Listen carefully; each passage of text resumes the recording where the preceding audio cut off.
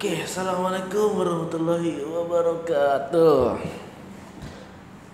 Kali ini kita akan bertemu lagi latihan pas fisika part ketiga.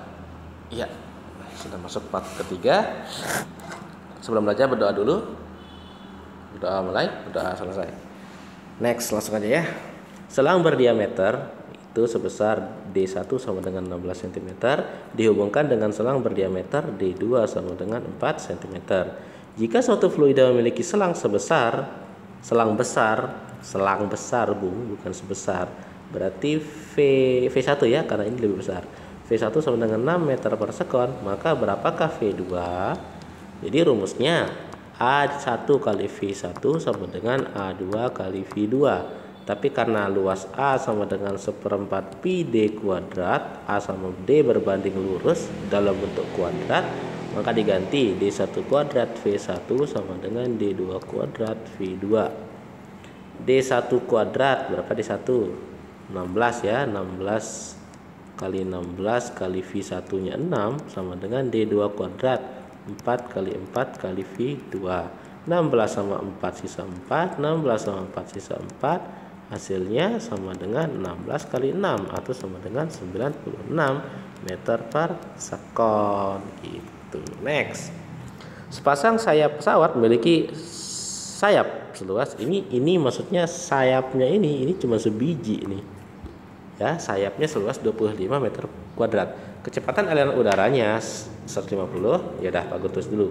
A sama dengan 25 cm persegi. Sementara kecepatan di aliran udara di atas V1-nya 150, V2-nya sama dengan 100. Jika massa jenis udara atau fluidanya 1,3 kg per meter kubik, hitung gaya angkat pesawat. Jadi, pernah enggak kalian mikir gimana pesawat bisa ngangkat kita? Ada yang belum pernah naik pesawat? Jadi, ketika pesawat ngangkat kita itu terjadi karena ada gaya angkatnya pesawat. Besar gaya angkatnya pesawat itu memanfaatkan hukum Archimedes. Jadi secara nggak langsung, walaupun penemu pesawat adalah mereka bersaudara, tapi menggunakan prinsip Archimedes. Jadi kalian harus berterima kasih pada Pak Guru yang menjelaskan mereka berdua. Jadi FA sama dengan setengah kali rho kali V1 kuadrat min V2 kuadrat dikali A. Nah, A-nya ini yang sering jadi jebakan. Sayapnya itu 25, tapi karena sayap pesawat tidak mungkin sebelah, maka pasti dua-duanya. Jadi sama dengan setengah kali 1,3 V1 itu 150 kuadrat min 100 kuadrat kali A-nya jangan 25 yang dipakai. Yang dipakai adalah 2 kalinya 25, yaitu sebesar seket 50. 50 dibagi 2 itu 25. 25 dikali 1,3 dikali. Nah, berapa nih? 225 dikurangin 100 jadi 125 ya. 125 00 enggak sih? 150.000 100 nanti ya. Pak Guru buka kalkulator nih ya, BTW. Jujur Pak Guru lagi pusing. Yaitu sebesar 150 kuadrat. 150 kuadrat dikurangin 100 kuadrat. 125 nolnya 2. Nah, nolnya 2. Oke. 2 Kenapa 1 Anda? Nah, hasilnya 25 kali 1,3 kali 12500. 25 kali 1,3 kali 12500. 406250 Newton. Banyak banget Pak. Iya, karena banyak ini kalian bisa diangkat gitu. Jadi kalau kalian agak mau iseng, jadi sebenarnya bisa sih ngitung berapa kapasitas maksimal manusia yang bisa diangkat oleh pesawat. Jadi itu yang dihitung dengan jumlah penumpangnya, gitu ya. Nah, terus Pak Guru gimana caranya kita ngitung besok nih? Karena gitu besok itu fisika sama kimia kita pas belajarnya. Ya udah sabar. Jadi saran Pak Guru kalau sudah sampai kayak gini skip aja dulu. Sampai kalau ada waktu baru balik lagi ke sini baru dihitung kalau kalian malas atau otak kalian sedang blank. Next ya. Sebutkan perbedaan gas ideal dan gas sejati. Jadi di semester 2 itu kalian akan belajar yang namanya gas ideal. Jadi ada dua bedanya, ada namanya gas ideal dan gas sejati. Gas sejati itu yang dipakai dalam kehidupan sehari-hari. Sedangkan gas ideal itu jarang ditemukan dalam kehidupan sehari-hari. Contoh pasangan aja dah ya, pasangan ideal sama pasangan sejati, pasangan yang asli. Pasangan ideal ya gitu. Cantik, pintar, tinggi, putih, manis. Mau lagi sama kita. Nah, itu kayak gitu contohnya gas ideal. Contohnya yang ideal. Jadi yang ideal itu sama yang sejati itu berbeda jelas. Yang ideal itu mana dia? Yang ideal itu pertama partikelnya sangat-sangat kecil. Partikel diabaikan, ukurannya sangat kecil, bisa diabaikan. Kemudian tidak ada gaya tarik di antara kedua partikel. Jadi dianggap netral ya. Padahal ketika ada dua benda, dua partikel misalkan ini sama ini berjarak, itu kan ada gayanya kan? Aslinya begitu. Tapi kalau yang ideal diasumsikan begini. Kemudian yang ketiga, ketika dia tabrakan berlaku lenting sempurna. Kemudian setelah tabrakan mereka bergerak berlaku hukum Newton dan lenting sempurna. Itu ketika ditabrakan. Jadi inilah bedanya gas ideal dengan gas sejati. Ini ciri-ciri gas ideal. Kalau gas sejati berarti ukurannya tidak bisa diabaikan, kemudian ada gaya tarik, terus kemudian tidak berlaku hukum Newton dan belum tentu lenting sempurna. Gitu. Next. Dari sebuah tangki air terbuka berisi air dari keran pada ketinggian air seperti pada gambar. Jika G sekian, kecepatan air keluar. Jadi gini. Nih ya, kecepatan mancurnya ini loh, mancurnya ini. Ini kan air nih, berisi wadah gitu kan, kecepatan. Kecepatan mancur sama akar 2G H1. 2 dikali 10 dikali H1. H1 itu ini tingginya 7 nih. Ya, ini 7, ini 2. Berarti ini selisihnya 5 ya. Kali 5 sama dengan akar 100 sama dengan 10. Kok gampang Pak Guru? Gampang, susah kalau kalian nggak bisa. Next, pada dongkrak hidrolik, tahu nggak dongkrak hidrolik? Ini pernah di SMP. Kalian pernah SMP enggak? Enggak Pak Guru, kita MTS ya. Jadi ini ada dongkrak hidrolik, itu loh yang sering dipakai ngangkat-ngangkat mobil. Ini F1, ini A1, ini F2, ini A2. Mobil, nah di sini cengik nih mobil nih. Nah, tuh. Terus jika mengangkat mobil, maka jika massa 2 sama dengan 500 kg dan luas pipa kecil A1 sama dengan 10 cm persegi, luas pipa besar, ini satu aja dong.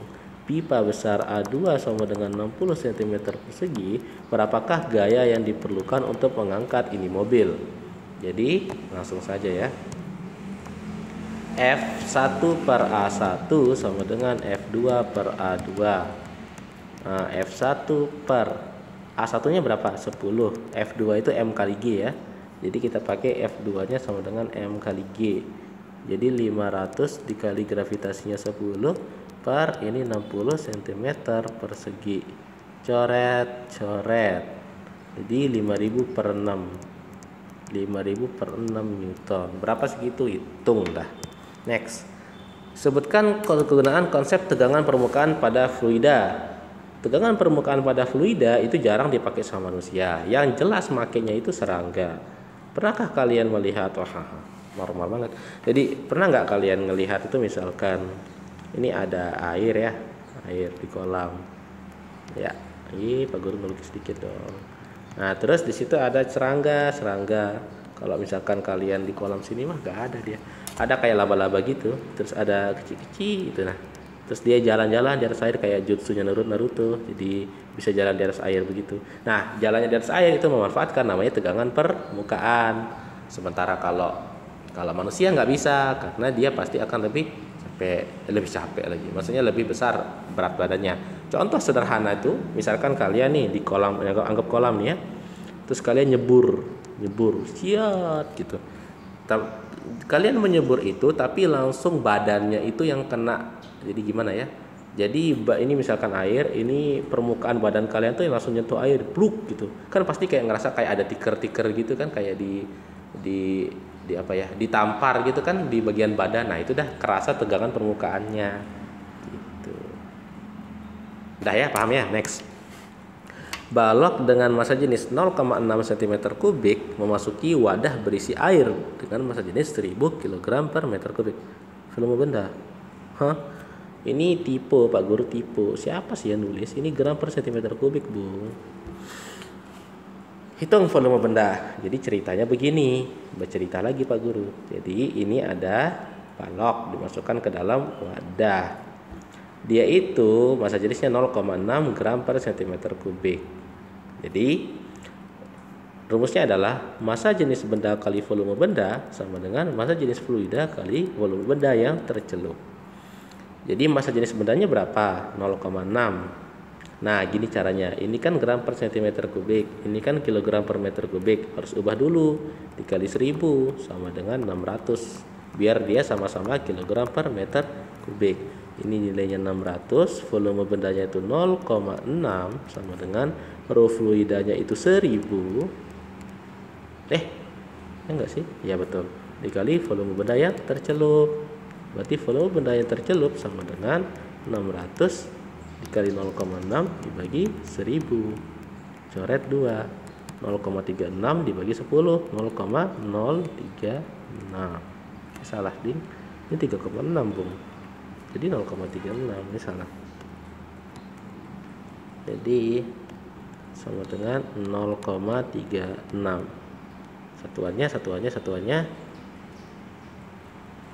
Salah. Dari mana Pak Guru tahu? 600. Ini volume bendanya Pak Guru nggak tahu. Pak Guru tak salah. Ulang. Jadi begini ceritanya.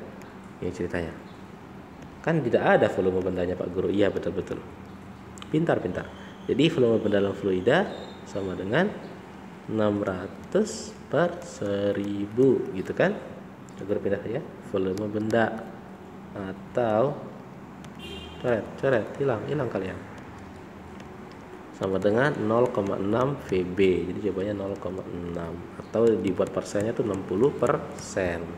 Jadi di sini itu sebesar 60%, berarti yang di atas sebesar 40%. Next. Sebutkan syarat-syarat gaya angkat pesawat. Udah tadi ya. Gaya angkat sama dengan setengah dikali massa kali luas. Jenis kali luas kali salah. V1 kuadrat min V2 kuadrat. Jadi yang mempengaruhi adalah pertama massa jenisnya. Massa jenis udara. Yang kedua tuh syarat-syaratnya. Yang mempengaruhi. Syarat dia terangkat itu maksudnya berarti soal ini. Oke, syarat dia terangkat pertama itu V1 pasti lebih besar dari V2. Apa bedanya? Jadi begini, ini pesawat. Bukannya enggak ada gitu pesawat Pak Guru. Pesawat tuh begini rupanya. Salah. Ini tuh dilihat dari depan, yang ini Pak Guru lihat dari samping. Paham nggak? Nah, berarti ini ada udara yang lewat, itu V1. Udara yang di bawah itu V2. Jika V1 lebih besar dari V2, maka dia akan terangkat. Itu gak syaratnya. Jika V1 kurang dari V2, maka pesawat akan turun. Makanya pesawat bisa naik, bisa turun. Kalau pesawat bisa naik, tidak bisa turun, ya sudah. Next. Teropong bumi memiliki lensa objektif FOB sama dengan 20 cm. Lensa pembalik FP sama dengan 4 cm. Jika perbesaran optiknya itu P sama dengan 10 kali, maka berapakah panjang teropong? Panjang teropong sama dengan FOB ditambah 4 kali lensa pembalik sama tambah FOK. Tapi FOB-nya ada, FP-nya ada, FOK nggak ada. Nah, jadi FOK kita cari dari sini. P sama dengan FOB per FOK. 10 sama dengan FOB-nya itu 20 per FOK. Atau FOK sama dengan 20 per 10 atau 2 cm. Sehingga FOB-nya 20 ditambah 4 dikali 4 ditambah 2. 20 ditambah 16 ditambah 2 sama dengan 38 cm. Next. 30. Benda setinggi 3 cm diletakkan di depan cermin cukup dengan fokus 4 cm pada jarak 6 meter. Hitung tinggi benda. Ini 6 cm ya. Ini salah nih. cm, Bung, lu kejauhan. Oke, benda setinggi berarti H sama dengan 3 cm, fokusnya F sama dengan 4 cm, kemudian jaraknya S ya sama dengan 6 cm.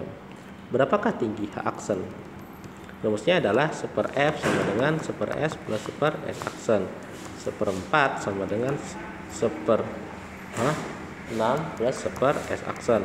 1/S aksen berarti 1/4 dikurangin 1/6 per 12, ini 3, ini 1. 1/S aksen sama dengan 2/12, 2 Bu, 2. 1 ya. Berarti S aksen sama dengan 12 cm. S aksen per S sama dengan H aksen per H. 12/6 sama dengan H aksen per 3. Jadi H aksen sama dengan 12 bagi 6 itu 2, 2 kali 3, 6 cm. Oke, sekian dari Pak Guru. Assalamualaikum warahmatullahi wabarakatuh.